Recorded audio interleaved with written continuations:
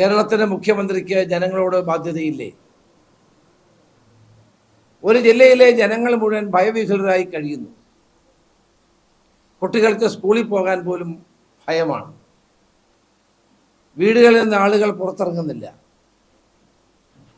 ഏത് സമയത്തും കാട്ടാനയോ കടുവയോ വന്ന് ആക്രമിക്കപ്പെടുമെന്ന ഭീതിയിൽ കഴിയുന്ന ഒരു ജനവിഭാഗം.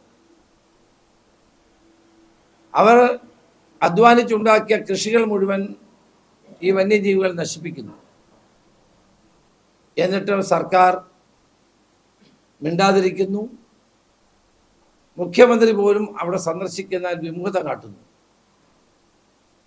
കഴിഞ്ഞ ദിവസം മുഖ്യമന്ത്രി കോഴിക്കോട് ഉണ്ടായിരുന്നു. അദ്ദേഹത്തിന് വേണമായിരുന്നെങ്കിൽ വയനാട് സന്ദർശിക്കാമായിരുന്നു. അതിനു പകരം 3 മന്ത്രിമാരെ അവിടെ അയച്ചിരിക്കുകയാണ്. ഒരു ഫലവുമില്ല. വയനാട് ജില്ലയുടെ ചാർജുള്ള വനമന്ത്രി പോലും അവിടെ സന്ദർശിക്കാൻ തയ്യാറായില്ല. വനമന്ത്രി ഏതാണ്ട് മയക്കുവടി ലഭിച്ച ആളിനെ പോലെയാണ് നടക്കുന്നത്.